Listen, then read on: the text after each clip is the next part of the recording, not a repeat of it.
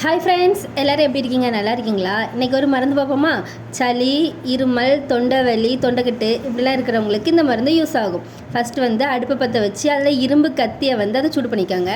அதுக்கு பிறகு நம்ம ஒரு திப்பலி பொடி ரெடி பண்ணியிருந்தோம்ல, அந்த திப்பலி பொடி, அதுக்கப்புறம் சுக்கு பொடி, மஞ்சள் பொடி, இது மூணும் ஒரு பாத்திரத்தில் கலக்கி வச்சுக்கோங்க. கலக்கி வச்சுட்டு அதுக்கப்புறம் சூடு பண்ண கத்தியில் தேன் இருக்குல்ல, அந்த தேனை அதுக்கு மேலே ஊற்றுங்க.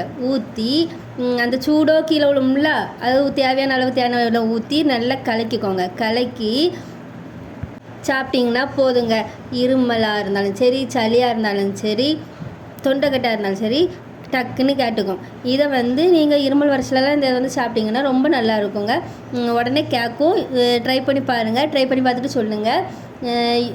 இதை சின்ன பிள்ளைங்களுக்கு கொடுக்கலாம். சின்ன பிள்ளைங்களுக்கு திப்பிலி பவுட்ரு மட்டும் போட்டு கொடுங்க. நல்லா யூஸ்ஃபுல்லாக இருக்கும். இந்த வீடியோ பிடிச்சிருந்தால் லைக் பண்ணுங்கள், கமெண்ட் பண்ணுங்கள், ஷேர் பண்ணுங்கள். பாய்.